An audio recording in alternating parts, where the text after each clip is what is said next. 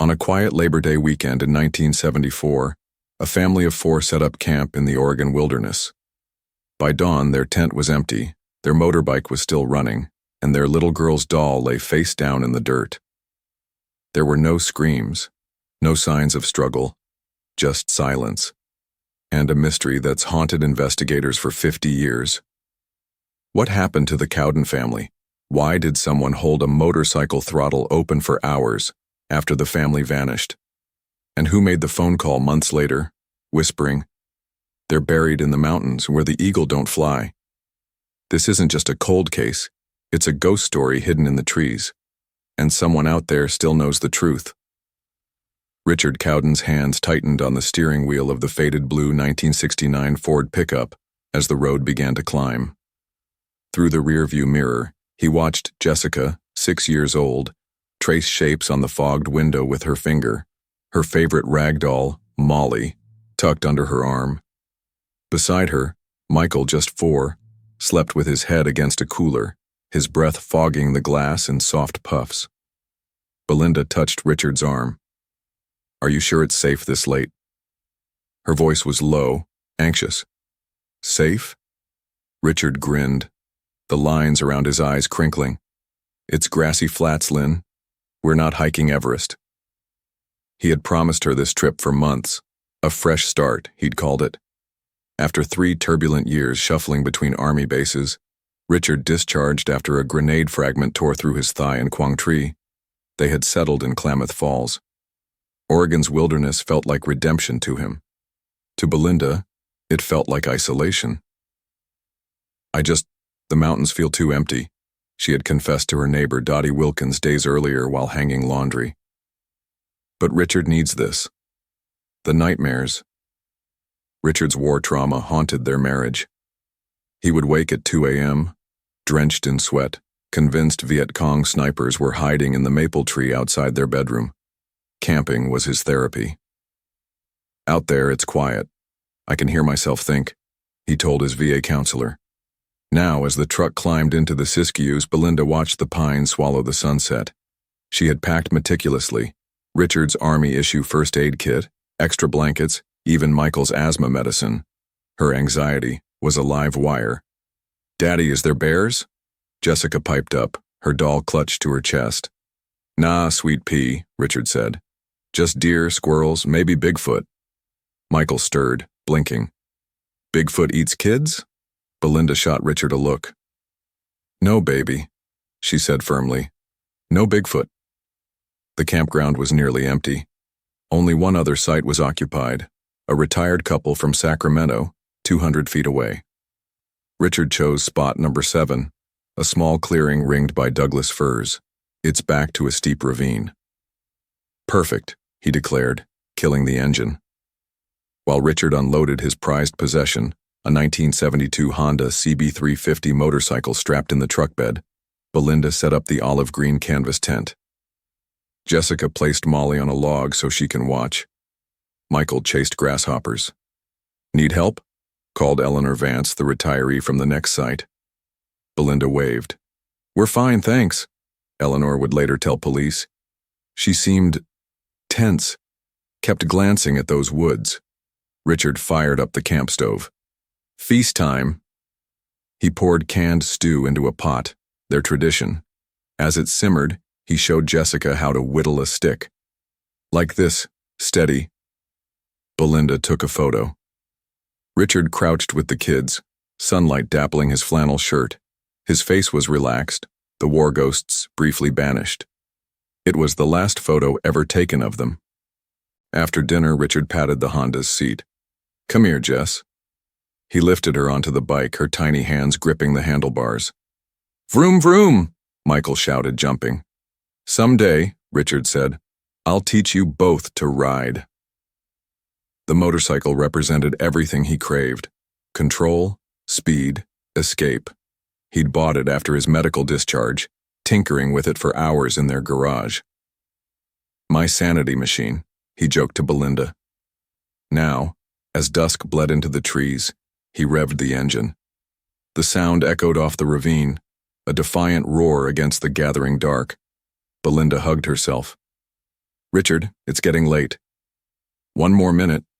He winked at Jessica. Princess needs her chariot ride. The campfire crackled.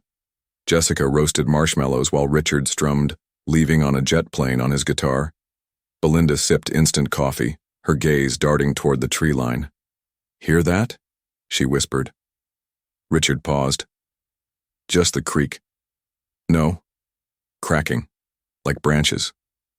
He listened. Silence. Deer. Probably. But Belinda's nerves were fraying. Earlier, while collecting firewood, she had found a beer can crushed near the ravine, too fresh to be weathered. And that afternoon, a green pickup with a broken taillight had crawled past their sight, its driver staring. Maybe we should sleep in the truck, she murmured. Richard squeezed her hand. Lynn, I'm here. I've got my .22, the knife. Nothing's getting near you or the kids. He nodded toward the rifle propped against a log. Jessica clutched Molly. Scary, Mommy? No, honey, Belinda lied. Just owls. At 8:30 p.m., Eleanor Vance waved goodnight. Y'all stay warm. The Cowdens were alone. Richard unzipped the tent flap. All secure. He had parked the Honda beside the tent, its keys in his jeans pocket. The .22 leaned within arm's reach. Belinda tucked the kids into sleeping bags. Jessica insisted Molly sleep right by my nose. Michael curled against her, his thumb in his mouth. Story, Daddy?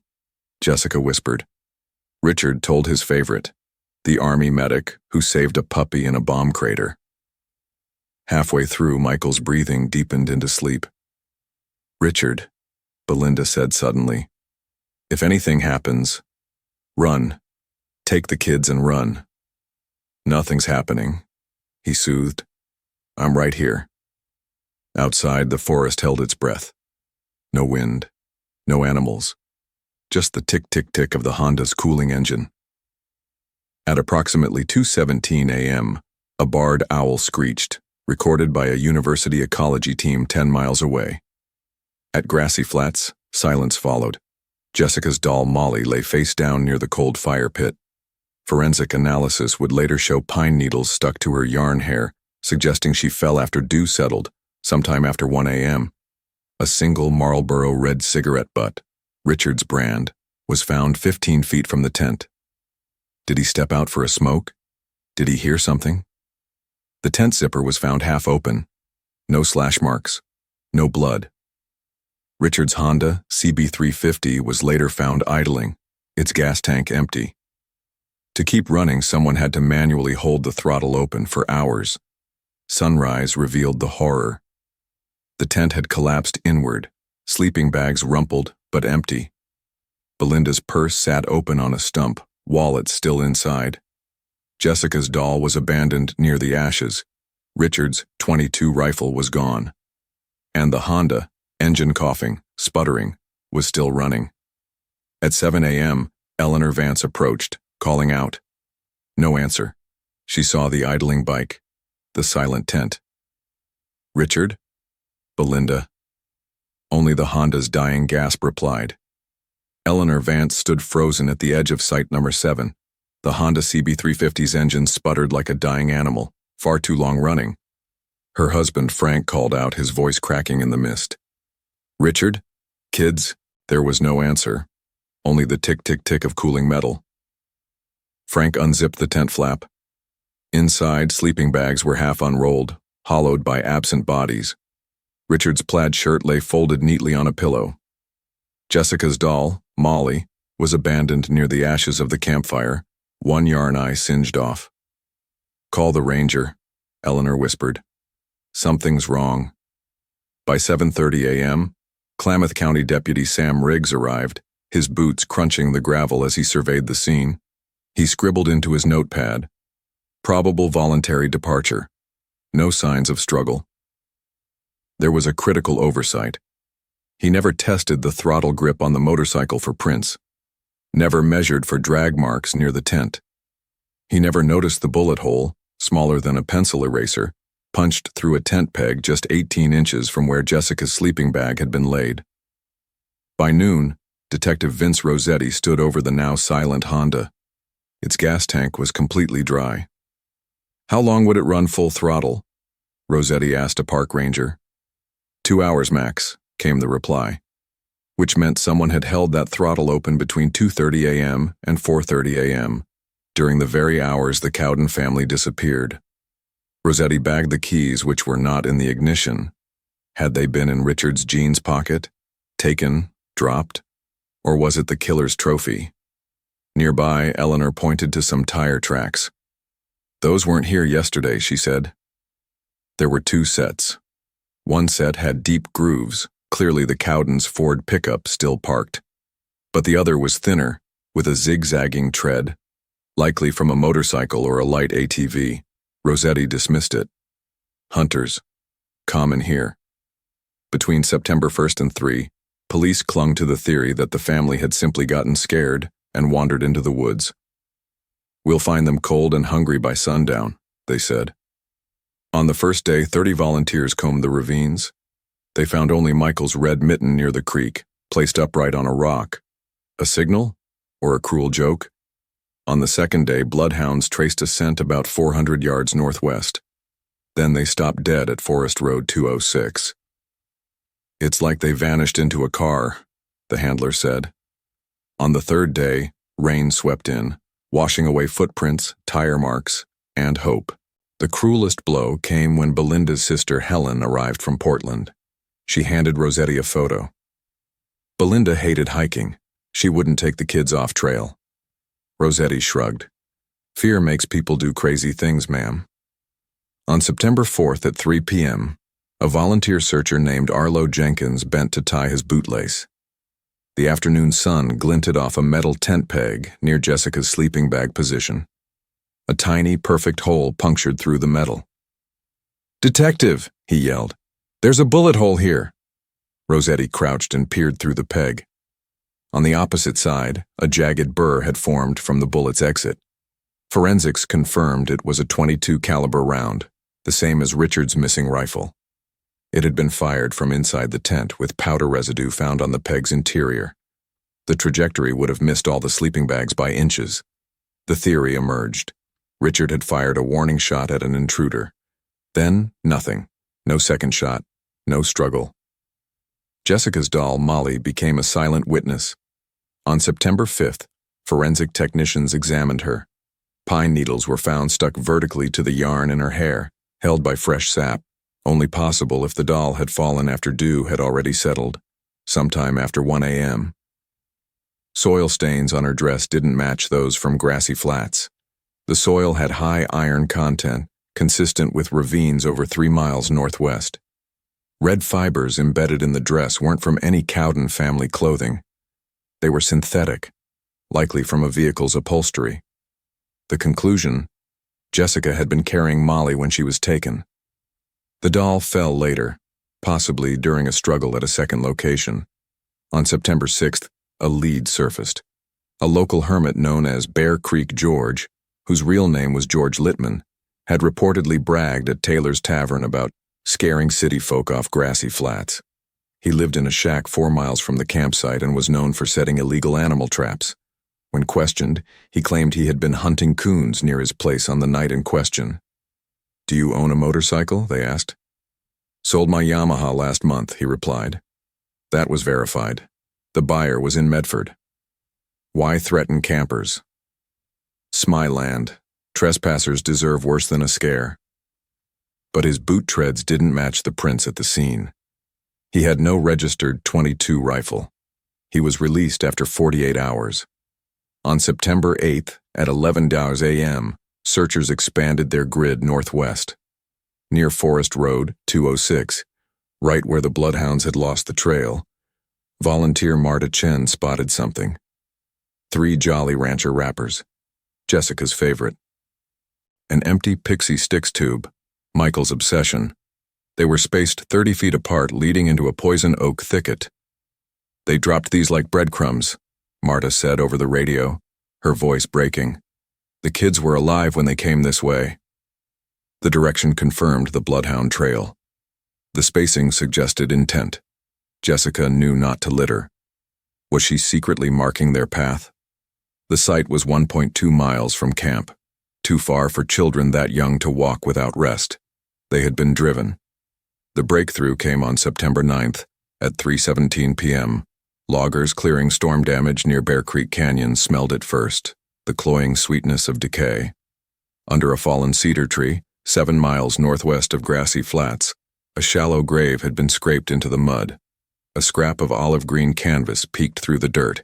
It matched the Cowden's tent. Sheriff's Deputy Ben Carter radioed in. "We've got bodies, 4 of them." The scene was devastating. Richard lay face down, his arms twisted behind his back. He had been shot execution style in the head and chest. Belinda was found clutching Michael to her chest. A single contact wound marked her temple. Jessica and Michael had both been shot point blank in the head. Belinda's nightgown was torn at the shoulder. Richard was barefoot. Richard's rifle was gone. Jessica's doll was nowhere to be found. 12 .22 caliber shell casings were scattered around them like evil confetti. On September 10th, Helen answered the phone. "They're gone, aren't they?" she asked. There was a silence. Then Detective Rossetti spoke. "We found them. I'm so sorry." Across town, Richard's mother, Margaret, collapsed upon hearing the news. She had spent days baking the children's favorite snickerdoodles. "For when they come home hungry," she had said. At the morgue, Helen identified Belinda by a crescent-shaped scar on her wrist, from a childhood bicycle fall. "She cried when she got it," Helen whispered, said it ruined her beauty.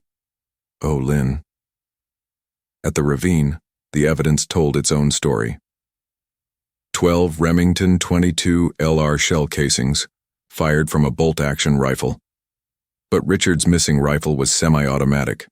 Tire tracks matched the same zigzag tread seen at Grassy Flats. They pointed to a Honda CT90 trail bike, a favorite among poachers. There were footprints, too. Size 10 work boots, Wolverine brand, near the grave. They were never matched to any suspect. Red fibers, identical to those found on Jessica's doll, were snagged on a nearby blackberry bush. Missing from the site were Richard's .22 rifle, his wallet, and Molly, the doll. The question haunted Rossetti. Why move the bodies 7 miles? His theory: the killer wanted them found, but not too fast. On September 12, 1974, at the Klamath County Sheriff's Office, Detective Vince Rossetti pinned a map to the wall. Red string connected Grassy Flats to Bear Creek Ravine, 7 miles of winding forest roads. "It's a robbery gone bad," he declared. "Perp followed them from town, killed them for Richard's cash." There were immediate flaws. First, Richard's wallet, when found, still held $43. Belinda's purse had $21 untouched. Second, Richard's prized Rolex watch, a keepsake from Vietnam, remained on his wrist. Deputy Lena Hayes, the only female investigator on the case, challenged the logic. Why move 4 bodies 7 miles just to rob $64? Rossetti waved her off. Doper logic. Doesn't have to make sense. It was true that the Siskiyou Wilderness was known in 1974 as a marijuana transit route, but Hayes wasn't convinced this was a drug hit. "This was hate," she said. "Execution shots on Richard, point blank on kids. This was personal." On December 15, 1974, loggers returned to Bear Creek Ravine to clear more debris. Sam Higgins's chainsaw jammed against something solid beneath a rotting log. It was Richard's .22 semi-automatic rifle, wrapped in Belinda's torn nightgown. Forensics revealed no fingerprints. The weapon had not been fired. The chamber was empty, the safety on. Its placement was deliberate, staged, hidden, but not too well hidden. "He's telling us he disarmed Richard first," Hayes argued, "that he had control." The most haunting detail was the nightgown itself. Its sleeve had been knotted around the barrel of the rifle. It looked almost like a child's security blanket, twisted and grotesque. A month later, on January 17, 1975, at exactly 11:03 p.m., Helen, Belinda's sister, was jolted awake by the sound of the telephone ringing. She picked up. A man's voice, muffled and strange, said, "They're buried in the mountains. where the eagle don't fly. Then a click. The line went dead. The call was traced to a payphone at Lone Pine Gas Grocery, just 2 miles from Bear Creek Ravine. No witnesses, no security cameras.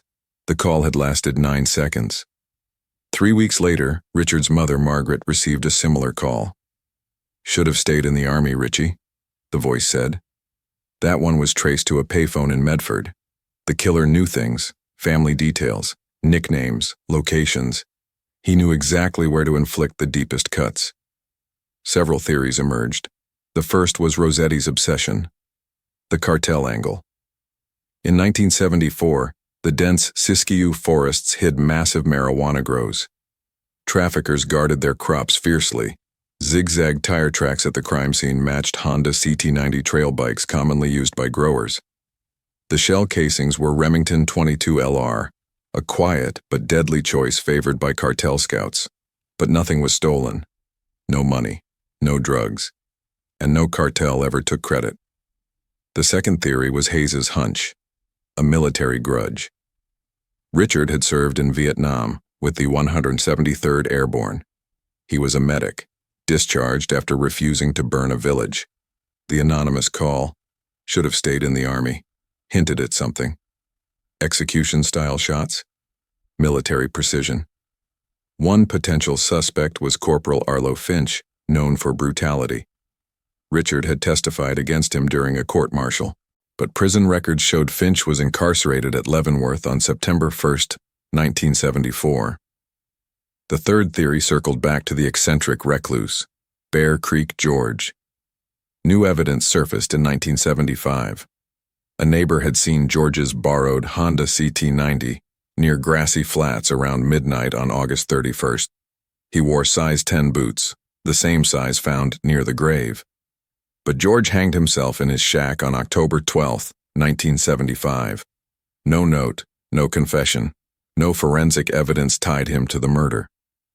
The fourth theory came from Eleanor Vance's sharp eyes. The green pickup. She had seen it drive slowly past their site on August 31st around 4 p.m., a moss-green 1960s Ford F-100 with a broken left taillight. A motorist later reported seeing the same vehicle parked near Forest Road 206 at 3 a.m. on September 4th, but the trail went cold. Over 2,300 green pickups were registered in Oregon that year. It was never found. Then there was the unspoken theory, the one no one wanted to believe, the family secret. Richard's brother, David Cowden, had filed for bankruptcy just weeks before the murders. Richard had loaned him $8,000, his entire savings. Helen later revealed in a 1999 interview. David begged for more the week they died. Richard refused. David's alibi was that he was home in Portland with his wife, but phone records showed he had called the Grassy Flats Ranger Station at 10:14 p.m. on August 31st, asking about campfire restrictions. In 2023, Oregon State Police's cold case unit reopened the case. Belinda's nightgown was resubmitted for DNA testing. Touch DNA on the torn sleeve revealed a partial male profile, not found in any national database. Saliva was recovered from the 22 casings. It matched the DNA on the nightgown. The red fibers recovered from Molly the doll were retested. They matched the upholstery of a 1973-1975 Ford F-Series truck, the same kind of green pickup seen near the Cowden site. Using genetic genealogy, investigators uploaded the DNA profile to GEDmatch, but no familial hits have turned up yet. Ballistics experts compared the shell casings to over 222 rifles from cold cases in Oregon. No match. Detective Mara Vance, Lena Hayes' granddaughter, now heads the investigation. "This wasn't random," she said. "The killer knew the land, knew how to vanish, and he wanted us to know he outsmarted everyone." In 2019, Helen Carter gave an interview. "For 45 years I've dreamed of that phone call. They're buried in the mountains." That voice knew exactly where they were. He was proud. Michael's mitten. Jesse's candy wrappers. They were babies. They trusted adults to keep them safe. And we failed them. Someone knows. A brother, a drinking buddy, A wife who smelled gunpowder on his clothes. Look at your grandfather's hunting photos. Look at his eyes. Before her death in 2002, Richard's mother, Margaret, had one last thing to say. I set his place at Christmas dinner, every year, until I couldn't remember his face anymore. Unanswered questions still hang in the air. Who held Richard's motorbike at full throttle for 2 hours? Why? Was it a distraction or a signature? Why take Jessica's doll from the scene, only to discard it later, never to be found? Was it a trophy? Why return Richard's rifle wrapped in Belinda's gown? Was it guilt? Theater? Control? Why risk transporting 4 bodies 7 miles through back roads? Did the ravine hold some symbolic meaning? Why taunt the families with phone calls, and why stop after 1975? Death? Incarceration? Or had the killer finally felt satisfied? In 2019, Oregon State Representative Alicia Morgan introduced the Cowden Family Act. It would have mandated DNA testing on all biological evidence in unsolved homicides within 5 years, and created a Siskiyou Missing Persons Task Force. But it stalled in committee. Too costly, they said. At Grassy Flats, a cedar plaque stands today. Richard, Belinda, Jessica Michael Cowden, taken Sept 1, 1974, remembered. Each spring, wildflowers bloom around it. Purple lupine, Belinda's favorite. He hunts, he fishes, he laughs at old ghosts. Somewhere in Oregon, there's a man in his late 70s or early 80s who knows exactly what happened at Grassy Flats that night. He pours his morning coffee without a tremble, watches the news without flinching, and sleeps through the night while 4 names carved in cedar sit silently among the trees. Richard, Belinda, Jessica, Michael. A family erased, not by nature, but by intention. Someone remembers that green pickup with the broken taillight. Someone knows the sound of a Honda CB350 throttling at 3 a.m. Someone held that rifle. Someone heard Jessica cry. Someone saw purple lupines bloom over a place that should never have held bodies. Maybe it's your grandfather's friend. Maybe it's your uncle's old .22 rifle in the attic. Maybe it's a story someone told once, drunkenly, nervously, and then quickly changed the subject. Sometimes evil doesn't wear a mask. It just ages quietly. So ask, look, listen. Because this case is still open, and silence has protected a killer for 50 years. If you know something, anything, contact the Oregon State Police Cold Case Tip Line, 1-800-442-0736, case DR74889. There's a $20,000 reward for information leading to arrest. Justice has waited long enough, and if this story haunted you, share it. Someone out there might hold the missing piece. Subscribe for more cases like this, true stories where the dead still whisper and the silence still hides something.